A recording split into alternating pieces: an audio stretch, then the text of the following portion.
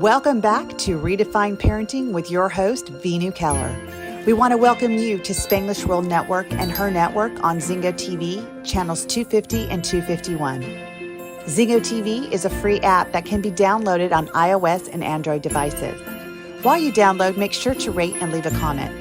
Zingo TV is also available on Google Chromecast, Amazon Fire and Fire Sticks, Roku and Roku Sticks, and all smart TVs 2016 and forward.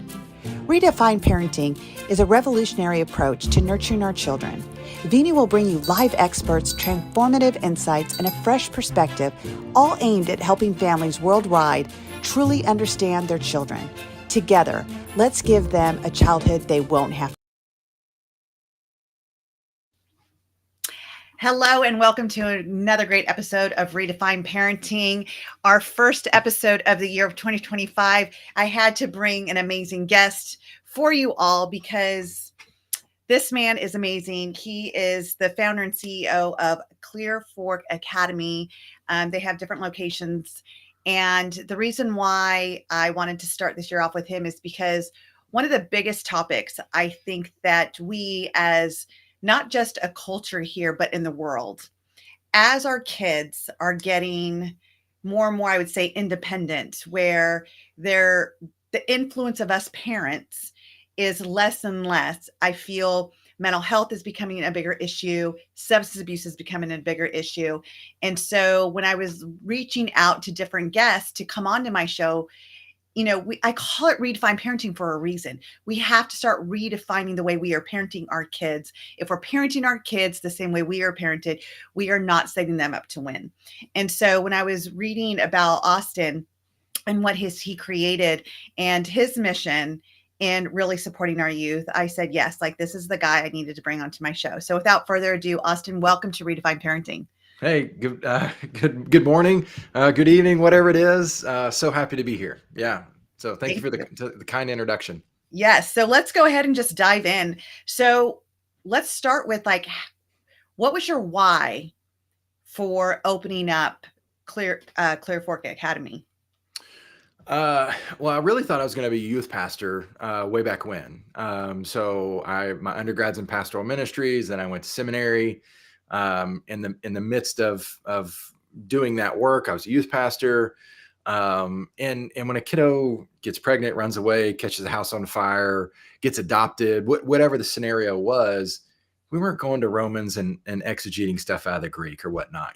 I was using questions and then just sitting and just being present. And so I had several, counseling classes along the way.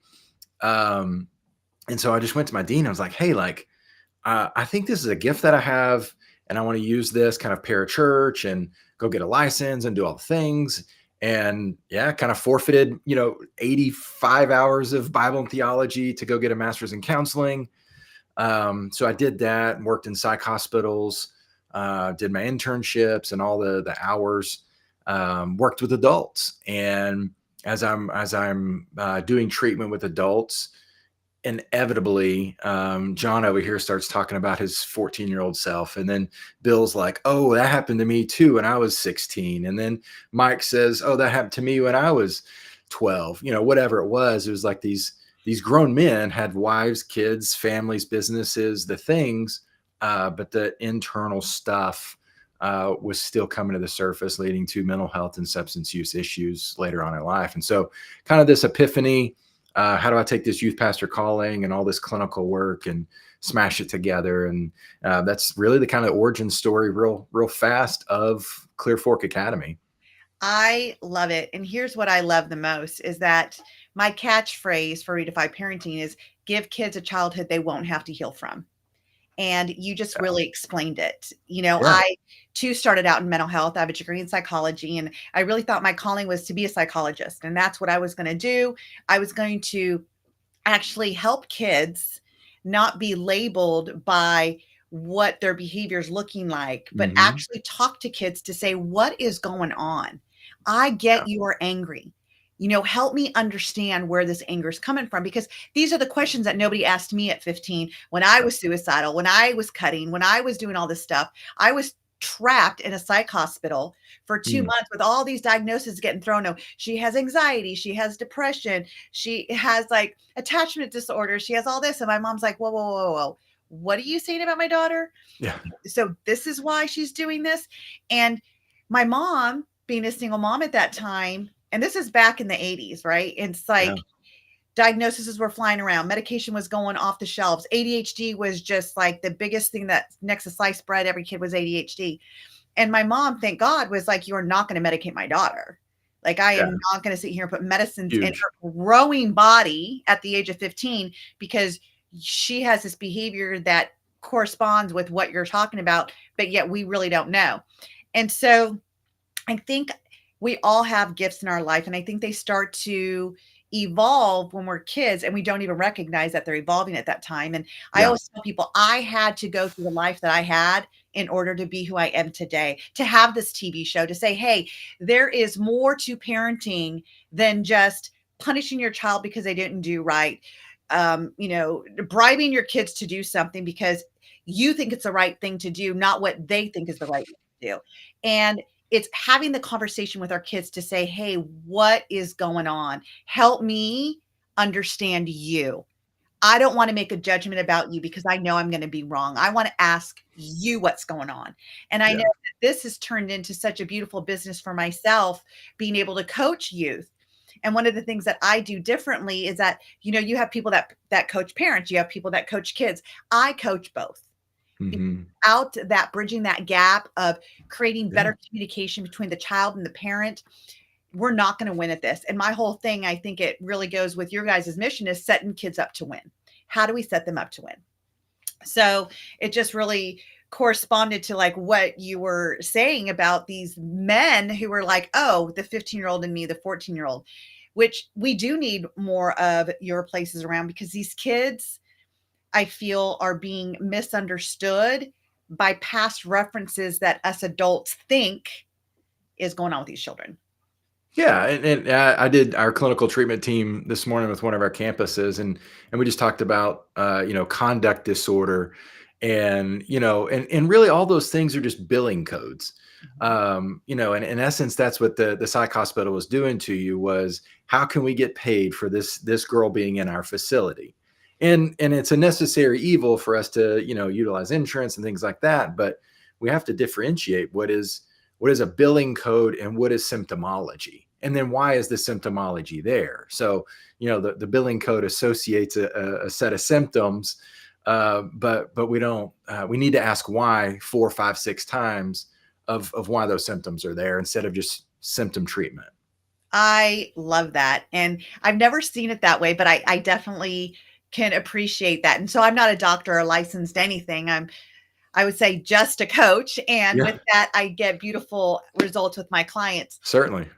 One of the things that I love about that is that your clients are not the billable code, the billable code. Right. Your clients are people that are displaying this behavior, and the behavior is the effect. And that's what I want families and our listeners to know, is that what our children display, whether it's doing drugs, drinking, cutting, suicidal tendencies, that's all the effect of what's really, really going on with that child. And I feel it's people like you, like me, and others, that when we think of the effects of the outside shell, when we crack it open to see what's really going on with that kid, I don't believe that we can even have a correct diagnosis unless, and I want to say this, unless there is a chemical imbalance that's truly creating something, because there are some true diagnoses that are medically there. Autism. Yeah. I mean, and you can go back to objective results. You can do a test for that and see biomarkers or things like that, or do a cognitive brain scan. Like there's objective things that tell us those before we start medicating, or a set of symptomology is kind of subjective, because as a parent, like, your kid's acting out, and like, my kid acts like that all the time, that's normal. So it's different, symptomology is whatever's normal. Right. Right. I just thought it was definitely, I don't want our listeners to think, so like my kid doesn't have this. Like, no, no, no. Oh If no, you, you certainly do. Right? You know, and we have those as clinicians. We have those set of symptoms so that we know. Like if we say Ford Taurus versus Porsche, right? Those are different. You can associate different things with those definitions or words. You know. right. That's a great analogy. I really like that. Yeah. You're a guy. We always go to cars, it seems like. Sorry, it's like sports or cars or music for me. So I love it. it's all I you love get. it. Okay. So tell me, I see more and more, like when I grew up, and it's interesting because with my clients that I speak to, um, and then some of them smoke. And I'm thinking this whole time Mm, it's cigarettes because I smoked when I was 15. And marijuana was like a big drug back then. It's like, yeah, oh, marijuana, the gateway drug, and stay away from it or you're going to get onto this other stuff. And now when they say they smoke, they're actually talking about marijuana. They're talking yeah. It's about not weed. Marlboros or No, it's not. I was yeah, like, I learned so much. I'm going to tell you, I love my clients because I get to learn so much. My poor yeah. twins, on the other hand, don't get to hide much from me because like It's they're true. talking this stuff. I'm like, oh, I know what you're saying. I know Yeah. exactly what that means. So it's kind of a interesting dynamic here at my house, but it's more and more kids are smoking weed. Parents, I know parents that smoke weed with their kids. It's Mhm. like, it's interesting Yeah. the way the world is now. Yes. What's your take on that? Well, I mean, like some of our parents are our biggest triggers for our kids, right? I mean, so we do inpatient treatment, we do outpatient treatment. And so we literally have to tell parents when they come in for visitation in the residential, like, leave your purse in the car, leave everything in car but your keys, because I know you have your vape pen with you and a bottle of Xanax or painkillers or something like that. Like those are our parents, and that's why our kids are in treatment, right? Is the parents use it recreationally or quasi responsible, and where our kids, their brains aren't formed, and so it's just they just go full blast with anything. So yeah, we've kind of seen it all with our families and kids. And so relapse prevention plans are built around, okay, what are the things in the house? Is there an open liquor cabinet? Is mom gonna vape? Is mom gonna smoke? Or is dad gonna continue to deal, or whatever it is? It's just like it is a systemic issue, and it's very hard for the kiddos to be successful when the families that are supporting them are using. So I have a question. Here's one of the biggest question is, if I don't want my kid to smoke pot, what do I do? I'm going to ground them. And here's my take on this. You're not No, going to stop your kid because no. the minute they're out that door, they're going to do it. So here's what I ask my clients. I'm like, what's your number one outcome? They're like, for them not to do it. I'm like, you're going to lose. You're, Yep. you're setting yourself up to lose. So what's your next outcome? And they're like, I don't know. And I said, well, let me tell you, being a parent of 6 kids, and my son did smoke pot. And here's what I wish I would have done differently. I wish my child would have known my number one thing is for you to be safe, and that you're not driving a car, smoking weed or, Hmm. anything else. And so my question to my parents is like, what would you need to know so your child's safe? If you know they're going to do it anyway. Yeah. What is your take on that? If a parent says, how do I get my kid to stop? Like, what do I need to do? Because the first thing parents want to do is go to punish, and punish is not the answer. Yeah, so I mean, like the serenity prayer in the steps or whatever, it's help me understand the things that I can control and release the things that I cannot. And so I go back to mom, what do you need to be in control of? Stop worrying. Can you control that? Can you go get a hobby, mom? So I feel like the more we help our parents be autonomous from their kid becomes autonomous. And they go, wait, I shouldn't drink and drive. Wait, I shouldn't go out with that girl. Wait, I shouldn't steal that. And so it's this paradox of like when mom stops hovering, kid actually becomes who he or she is supposed to be. And then for the kid, I think about it as replacement. Like I played sports, and if I didn't, I would have been one of my kids. I'm entrepreneurial. I'm hard headed. When you tell me no, it's just like fuel on the fire, right? So like I have that built in me, just like all of my kids. And so I just try to think of it as is how can I help this kid be successful at something other than using drugs? Right. And that's their passions with music or art or school. So as a parent, I always just show them like, hey, let's fuel this and then this will go away. It's like feeding your yard, right? Like you don't try to pluck all the weeds, you just make the grass grow around it greener, and the green grass kind of kills the weeds. You know, and that's kind of my philosophy with parents who are fixated, you know, on their kids' behavior. Right. I think for me, it's really about what is a child getting from smoking weed? Yeah. Are they escaping? What's the benefit? Right. Like, what is it? Is there a lot of yelling going on in the house? Is dad too controlling that this is the only thing they feel they can control?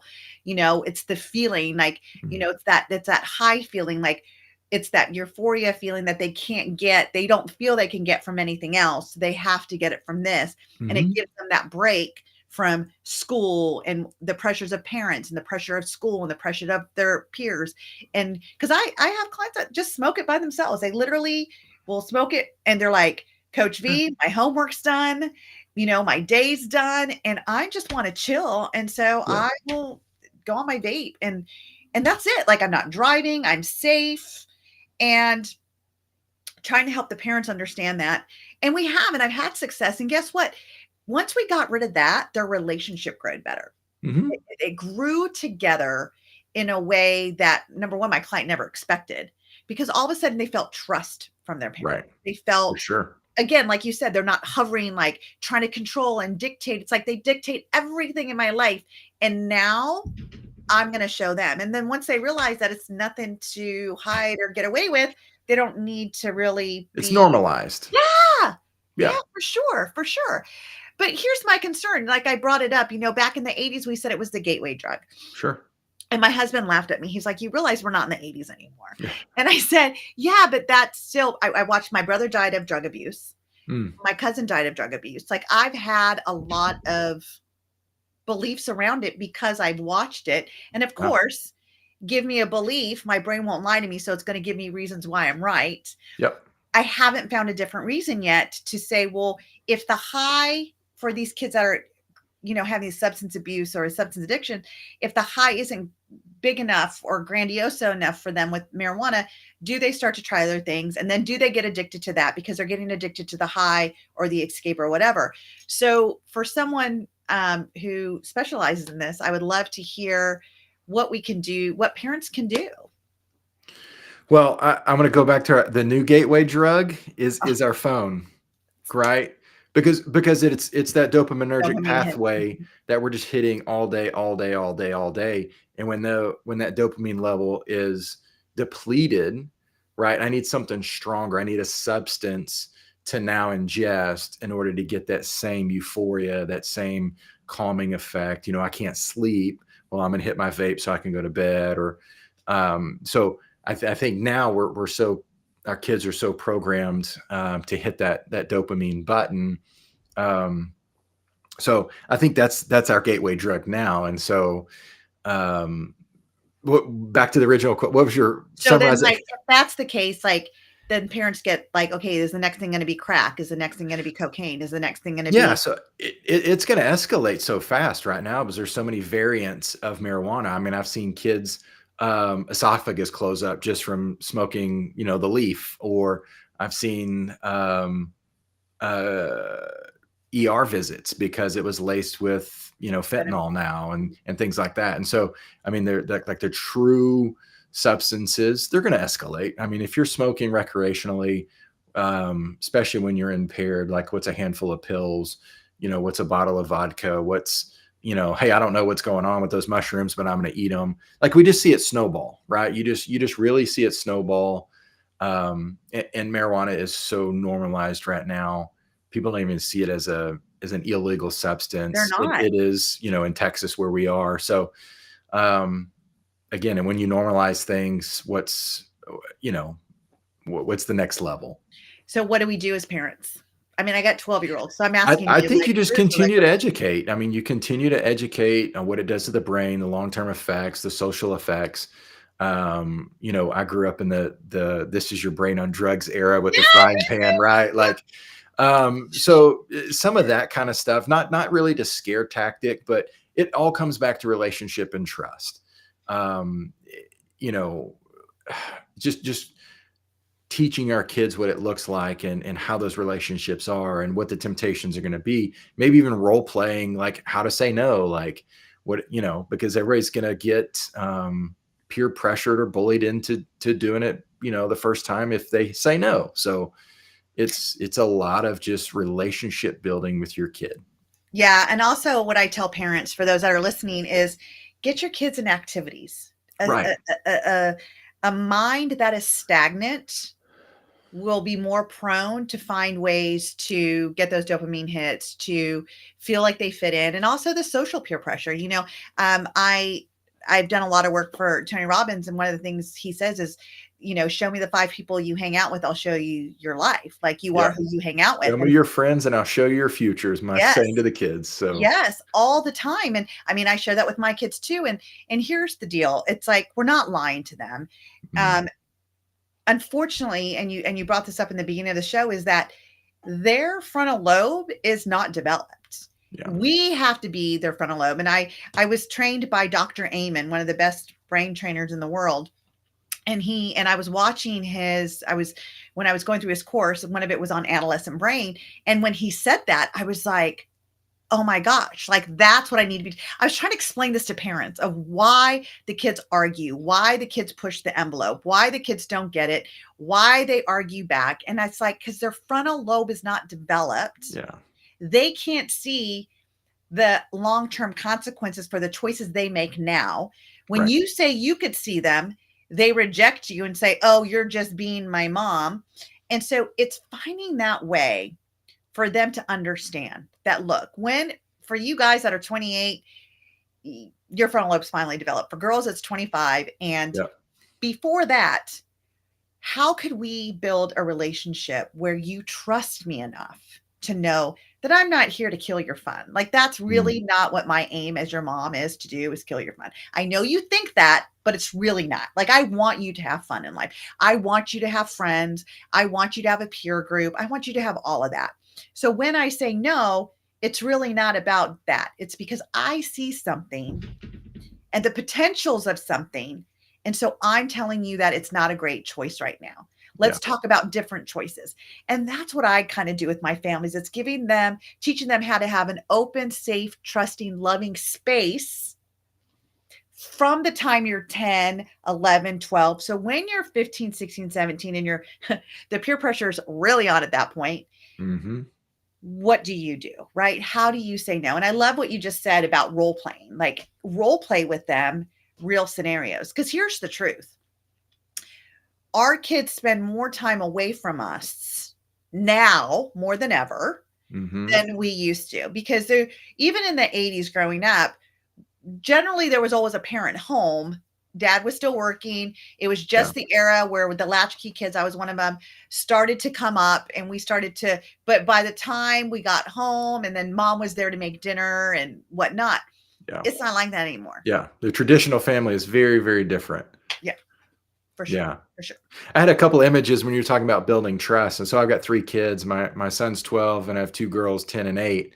I God taught bless all you. 3 of them to ride their bikes, you know, and so that's a trust building activity early on in life. And then I taught them all how to swim, right? And we've all been in the pool and hold out our hands to tell our kid to jump in. And what we're really saying is, trust me, I have you. And we've said those words, trust me, I've got you. Right. And if you're mean like me, you step back real fast and they fall in and go under, and then you pick them up. But we have to curate those moments at every kind of age gap in their life. So like my son and I, at his 10th birthday, we climbed to almost 13,000 feet with just our backpacks. And so it was a trust in a moment, you know, it was like, we saw hail, we saw rain, we stayed 3 nights. And so there's a lot of fear there when you're that high and away from reality. So parents need to continue to build those things day in and day out. I'm coaching my son right now in basketball. He's 12 and trying to get his elbow underneath the shot, like, because I'm challenging his heart and his mind and his spirit. So when I have to have that conversation, like, don't date that girl, or, don't do those drugs, or don't make that choice, don't take that job when he's 25 or 30, he's going to flash back and go, okay, dad taught me to swim. Dad took me on that mountain, those sort of moments. And so I put those in the bank. So when I need to cash them in, he goes, I'm going to listen to dad. Yeah. Hopefully. Yeah. Right. And I love that, because like one of the things that, I have 12-year-old twins, and one of the things that we're going through is my daughter, when I find things out, she's like, I just didn't want you to be mad. And I said, we have to build a trust. As much as I want you to trust me, I want to trust you.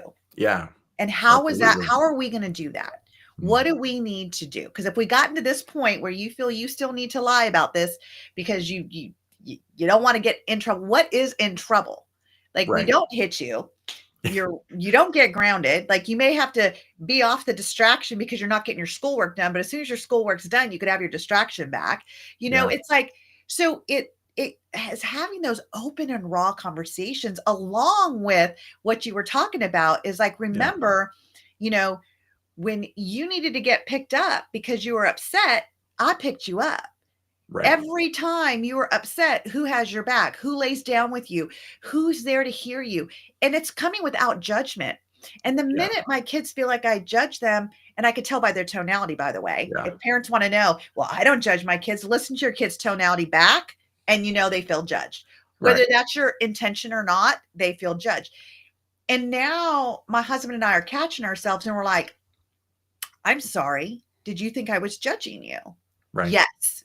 Their answer is always yes. Yeah. Yes. Look, and it really is like, did you experience shame? Correct. Right. And that shame cycle perpetuates the negative behavior. I am bad, so I'm going to go do bad. Well, mom thinks I'm bad. Right. So it's that, that judgment is really shame on their end. And we work a lot with our kids of like, they had a poor sexual choice, or where there was a rape or trauma. So undoing that shame of I am sexually broken is really huge to thwart those, maladaptive patterns of behavior that ensue. Right. Right. And it's helping them understand, like, it's like mom's apologizing. I am apologizing to you because you took it in a way that that's not what I meant. In order for us to build trust, you need to recognize that when I'm asking you these questions, and I'm a quality question person, I don't use, why did you do that? Because why did you do that is definitely going to put them on the defense. It's more of like, you made that choice. Here's what's happened.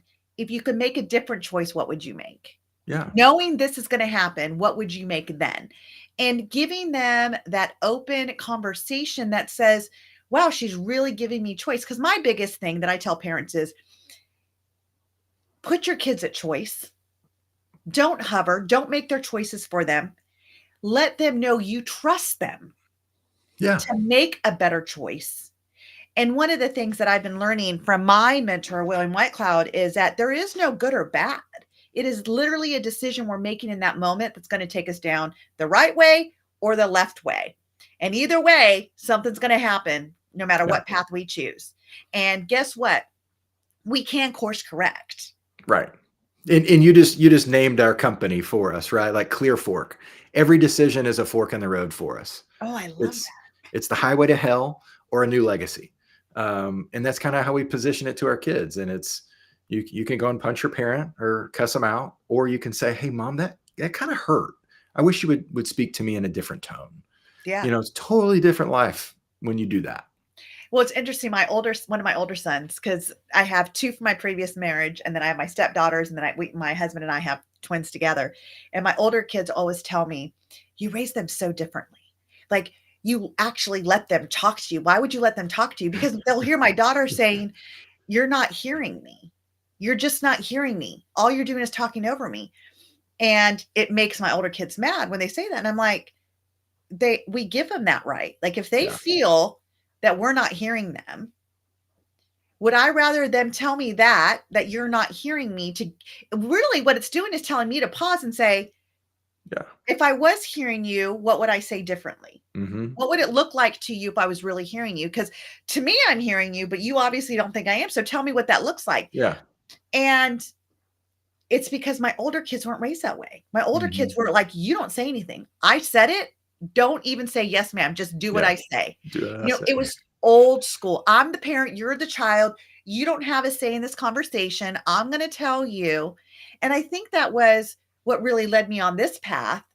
And I also see more self-worth, more self-esteem with my Mm. twins than I saw with my two older boys because Sure. I raised them through my baggage. Sure. And that's the other thing. And I think that's kind of what, you were gearing to when you were talking about these families that their kids are there. And it's like, wait a second, you're still going through your own baggage and you're trying to change your child, probably because they see the mirror, first of all. Oh, yeah. But second of all, when are you willing to do the work for you so your child can do the work for them? Mm-hmm. That's the huge thing. Yeah. Is we've got to get parents to let go of their baggage and stop raising their child through that baggage. Because all we're doing is transferring it for real. Yeah. You just perpetuate the cycle. For sure. For sure. So do you feel in your line of work, do you see more children with substance abuse related to mental health? Or is that really just a Chicken or the egg? Band-Aid? Yes, Yeah, chicken or the egg, right? Like, um, I think I treat substance use as a mental health disorder, I right? love Like it. so substance abuse is the low hanging fruit on the tree. And so that tree has branches, those branches are tied to a trunk, and that trunk has roots. So we're going to try to funnel all that stuff back into the root and go, okay, really, what is it? Right? Like, I mean, I've had everything from a super high performing family, and the mom was just on the kid, on the kid, on the kid, on the kid, and he was going to Air Force Academy and straight A's and like just model citizen, but he smoked and ate some Xanax, right? Where did he get those things? Mom, right? Mm. But come to find out through the course of stuff, dad was a pilot and cheated on mom.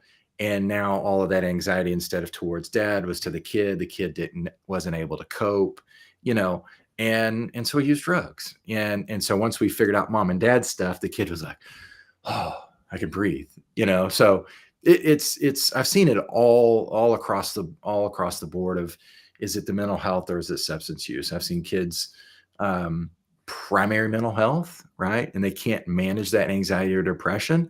And then so they start using, or kids who start using and they're like, now all of a sudden they're just psychotic or depressed or some dysphoria, whatever it is, because it's substance induced and their brain chemicals just don't work.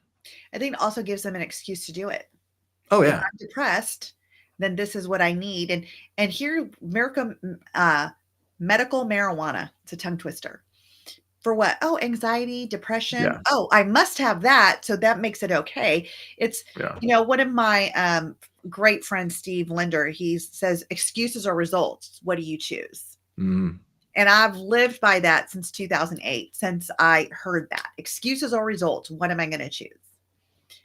And when it comes to big decisions or small decisions, if it becomes to me procrastinating, that's a choice. It's a choice to Yeah. procrastinate. And am I going to use the excuse of procrastination, or am I going to look at the results that I'm not getting or I want to get and just push forward through it? And it's teaching our kids this and helping them understand. I think one of the things that you probably see in your facilities and around, because I know I'm seeing it with my clients, is the number one thing parents tell me is lack of motivation. My child is not motivated. Yeah. And here's what I wrote a while ago. And I read it to one of my 12-year-old clients. And she goes, oh my God, where did you get that? And I said, I wrote it. I said, I wrote this after working with so many kids that were not motivated. And she's like, that's exactly what goes on in my mind. So here's what it is. Parents put so much pressure on their kids have to have good grades. Their kids have to be the best at the sport. The kids have to have friends. It's the have tos. And when the kids aren't fulfilling that, all of a sudden, it's like They've already gotten yelled at so much for not doing it. They've already gotten punished for so much for not doing it. And when they do make stride and they feel good about it, it's still not good enough. So all of a sudden, what I tried wasn't good enough. So why try at all? And if at least you think I'm lazy, that's the worst I have to hear is I'm lazy, but at least I'm not getting smacked down for every time I put an effort because your child's not perfect the way you want it to be. And when I talked to the parents, I said, what would it mean if your child got a 75? 75? My child? Absolutely not. I said, well, what did that mean to you? That, I spent all this money on aftercare, special schools, tutoring. Absolutely not. They need to get punished. And said, what will punishing do for them? It will teach them. It'll teach them what? What's it going to teach them? Because here's the deal. A grade at school literally is a measurement tool of that chapter. Did they understand the Boston Tea and get all the dates right and all the people and why it started? Because in that moment, if they put the wrong date down, they didn't pass that because it was a 5-question thing. They already didn't get it right. Yeah. All because their brain could not remember a date. It got confused. Not because they're dumb, not because of anything, but because of that. So if they forgot it and they really didn't know, then the grade was accurate. It's telling you they did not comprehend it. They didn't know it. So what can we do then to teach them that, to comprehend it and move forward? No. It means that I failed as a parent. I said, that's what we're getting at. That's it. Right. There you go. Has nothing to do with your child. But now your child is not motivated. Your child disrespects you because they feel disrespected by you. And now you have this beautiful conundrum you're caught in, and you still don't feel like a great parent. So what do we do? Yeah. Behavior didn't work. Yeah. And so this is where kids are right now. Yeah. And I'm sure that you're seeing that same thing. Do you have a different idea of why kids don't have motivation? I think it would go back to that phone and that dopamine, right? So it's, I fight my son all the time. We're a homeschool family. My wife's an educator for a decade. So like we decided to do the homeschool thing. And so I'm like, bro, you need to go outside and you need to shoot 100 shots from these 3 locations if you want to start in basketball. He's like, yeah, but can I just play the Nintendo a little bit before I go out? Because it's totally different in the brain. And so they want to hit that dopamine button.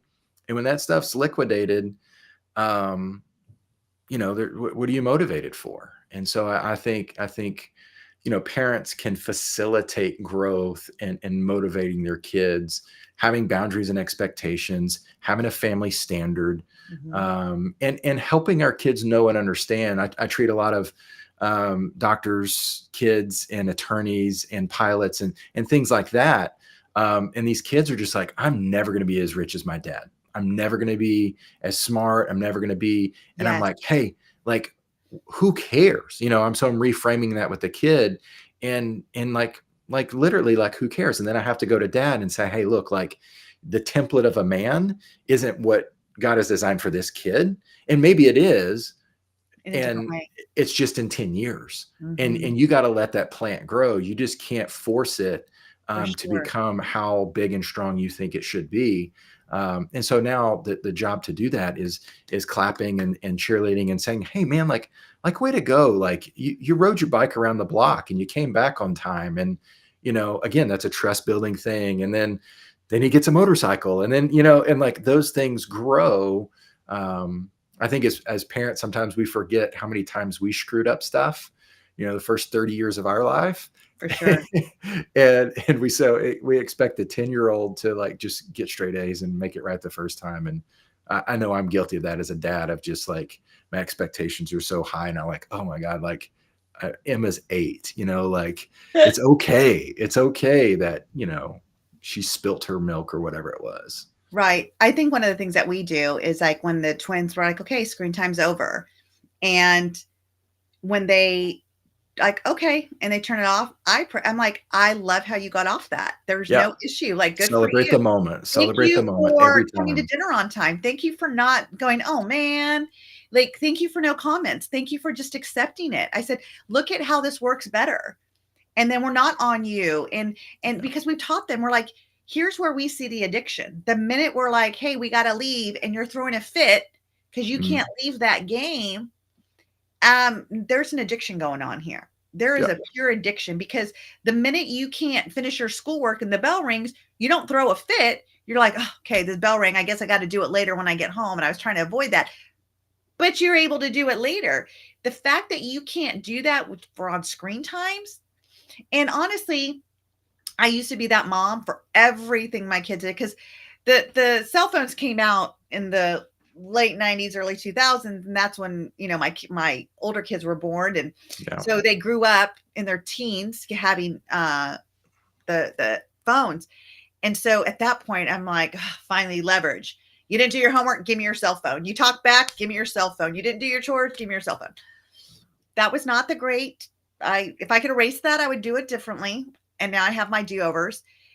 I say the time should fit the crime. Sure.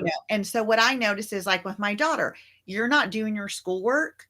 You have no electronics, no TV, no nothing. You can sit in your room and do absolutely nothing until you get your schoolwork done. And then when it's done, guess what? You're in choice. You could do whatever you want with your free time. Mm-hmm. And all of a sudden, giving her that autonomy of when she wants to do it, it's totally up to her. And helping her feel in her body, like, what does your body feel it needs right now? It needs to go outside and take a run. Then go do it. It needs to fuel because you're hungry. Then do it. You need to change your clothes because you're not comfortable in your school uniform. Then do it. You know what? I think I want to do my schoolwork. The minute I gave her that, and it was like, nope, you got to do it. You got to. She hasn't missed assignment since. Yeah. I'm like, we as parents make it so difficult for us. Yeah. There's a lot of evidence with choice theory and Levin logic and those research veins. Yeah, that when we give our kids choice, and going back to marijuana or something like that, it's like, you can't do this choice, but you can do A or B. And they're like, maybe I don't want to do that anymore. I've got A and B to choose from. Right. And I think it's like you said, going back to giving them their own autonomy over it. Yeah. Teaching them. Now, I always tell parents, I said, it's controlled control. Like, control the choices you're giving them. Yes. Because too many choices. Yes. Is not going to be good. Yes. I was sitting in my closet today looking at like what I want to wear. And I'm like, I don't know what to wear because I have too many choices. Like, it's literally, I'm like, oh my God, this is what a kid goes through when no one's helping them make a choice and narrowing it down. They have too many choices. They don't make any choice. Yeah. That's it. Do you feel that substance abuse is getting easier and easier for kids to get, like substances? Oh, well, yeah. I mean, like you were saying earlier, it's like alcohol or marijuana back in our day for, probably 5 decades, right? Like that was your two choices. And then, yeah, I mean, you can jump on any social media outlet and find anything you want right now. I mean, some Door Dasher's probably got it in his car as he brings you food, so it's I mean, it's every school, every whatever, I mean, I just think about these 12-year-olds now that are doing it, or 11 or 10-year-olds. And I go back to when I was 10 years old and in 5th grade. I couldn't even fathom that. Like, we would watch our parents smoke in the house, but not my parents, but like my friend's parents would smoke in the house. And we thought that was like, oh my God, when I get older, I'm going to smoke because that's what adults do. With the Virginia Slims. Yeah. Moms talking on the phone, smoking. Like my best friend, Tiffany, her mom always had the phone and a cigarette and her fake nails. Yes. And like leaf press on nails. And we thought when we get older, that's what we're going to do. And, we would try to sneak a cigarette when we were like 14, 15, not 10, 12. I could not even imagine that drugs are on elementary school campuses. Like, I couldn't even fathom that until I was hearing things. Some of my clients are like, oh, before your session, I just want you to know that, my child's been exposed to this and we've had a talk, and just, can you talk to him? Because as a coach, the kids tell me a lot more than they're telling their parents. Oh yeah. They're not in trouble. We're just going to process it and find out what we can do instead. Yep. And so the parents are telling me, and I was like, they're 11. And she goes, I know. And I'm like, okay, I need to wrap my head around this. Like what's the youngest that you take at your places? So we're 13 to 17. Even Yeah. So we get a lot of those 11, 12-year-old calls, and mom's like, can I bring him on his 13th birthday? And we're like, yeah, and so it's, why 13? Why not see them at 11 and 12? Our license, state of Like, Texas. So 13 and under is a child. And so we're technically adolescents. And then okay, you have adult at 18 and up. good to So know. it's just that niche window, 13 to 17. Now, do you guys service people outside of it, like through Zooms and stuff? Yeah. So we have 2 residential facilities. One's all boys, one's all girls, and then 2 outpatient facilities. And that will do in-person outpatient therapy, partial hospitalization stuff, or day treatment, and then IOP, and then Zoom. So we'll take clients from all over the country, 24/7. Nice. That's I'm so glad that there's places like this because you hear about, I know here in North Carolina, like our treatment facilities got shut down. Mm-hmm.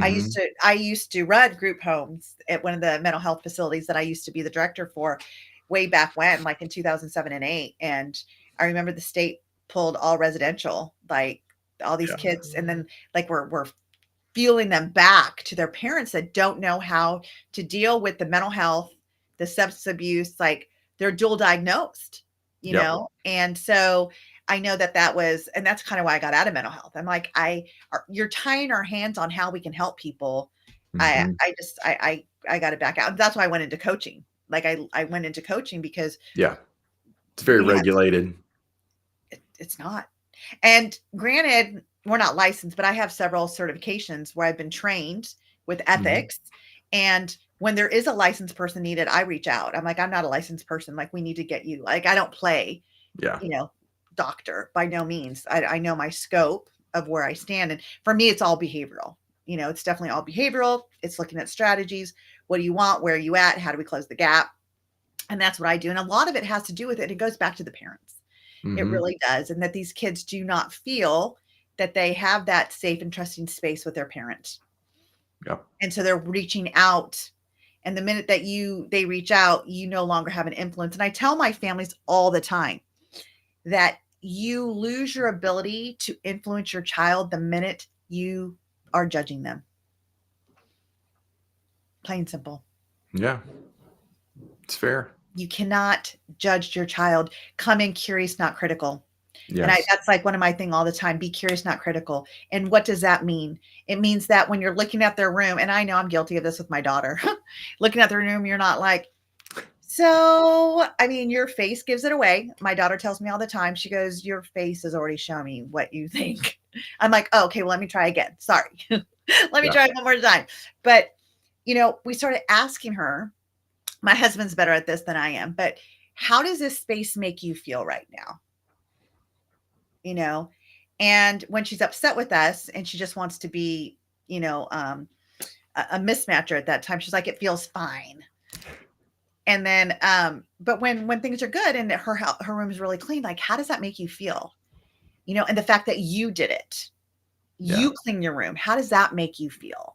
Like sleeping in it and really getting it associated to, the kinesthetic feeling of this, where everything is not auditory and visual for them, that they just have to feel it in their body, and how they don't feel so much anxiety, how they don't feel so cluttered in their life, and because it's our environment that makes them, it does something to their internal dialogue as well. Yeah. So cluttered. So we have just a couple more minutes, Austin. It's been so great. I could keep going on because I have probably so many questions I can ask. I'd love to have you back.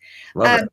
Is there anything that you would want, like the last couple of like 3 nuggets or 1 nugget that you would want to leave our listeners all over the world about their kids? I think, the phrase I grew up with was, is an ounce of prevention is worth a pound of cure, right? So just a little bit of prevention creates a whole lot of cure. So I always just tell people, don't wait, right? Like if you're curious about something, ask your kid, and just be curious all the time. get to know your kids. My son and I have like this little sheet we keep in the truck when we go to practice. And so it's just a set of questions that he asks me and I ask him. Like what? And You want to share some of those? what did you have a fear this week that you didn't want to talk about? What was, a high and low, just basic stuff. What is something you wish you would have tried in the last 7 or 8 days? Oh, I love it. Or what's something that you want or you're looking forward to. So we kind of change them up, but it's just kind of introspective questions, and he gets to ask me, and I ask him. I always end it was like, how would you like me to parent you differently? What it made me cry, and it hurt me a little bit, when he said, Dad, sometimes you're just hard on me, and I was like, I get it. And, I will work on it every day. And so, we talked about, what does that look like? How does that make you feel? And then what would you like me to do different? And so those dialogue questions, we're just do it in transit. We just do it, on the fly, but it's purposeful, it's meaningful. And I do it with my girls too. So, I would just say, just continue to know your kids. Don't ever think you're done. Just continuing to sharpen. I love it. Yeah, I just started to create a quality question starters for parents and kids. So they have these and they can start just having these questions, and they can just pull it out randomly. And it's just like some of those types of questions, if you were my mom, what would you do for me differently? Yeah. Because it's just giving you a whole different perspective of coming it from the 12-year-old mind, not the 51-year-old mind. Yeah. Not the one that's fear-based of, I'm going to screw you up, so I have to have it this way because God forbid I screw you up. They're coming from like, I just want to live life. Like, I just want to grow up and be this person. And I feel like at times you're just stopping me. Like, you can't see it through me. So how are we able to see it through the eyes of our kids and really be there? So, okay. So that was one of them. What else do you do? You were talking about 3 different things that you do. I think that's, I mean, for our messaging to our families, right? I think it's just don't wait, right? Like it's when you don't wait, you're in that preparation phase, and you'll be ready. Like, you'll be ready for the sex talk. You'll be ready for the drug talk. You'll be ready for the college talk. So it's just always nurturing that relationship. And we live in a very, very distracted world and society, and we say it with lip service that our family is most important to us, but we turn on Netflix the first thing we get home. We, get babysitters and, like whatever, but like really, really prepare for your kids, because they're not going to be in your hands but a blink of an eye. I love it. I love it. When I see people posting, they're like, don't blink, and their kids are getting older. I always say, like, my kids are 12. I have 6 more summers with them. That's it. 6 summers, and then they're off to do what they do. So thank you so much for being here with us and all the knowledge that you gave. Where can people find you, Austin, on social media? Yeah, social media, clearforkacademy.com. I recently put like all my kind of the last decade or so of family intervention into a book. Nice. It's called My Kid, My Crisis. It's on Amazon. So yeah, we're out there, Austin Davis or clearforkacademy.com. You can find us. Beautiful. Thank you guys so much for tuning in today, and we'll see you next time on Redefine Parenting. Have a good night. Thank you. Thank you for joining us on another episode of Redefine Parenting with Veenu Keller. Follow her on Instagram at Veenu Inspires. To learn more about Veenu, as well as download her free ebook now, go to www.veenuinspires.com. This show can also be heard on Spanglish Radio Network. Please check out www.spanglishworld.ca for all your news and programming. Spanglish World. Watch it, hear it, read it,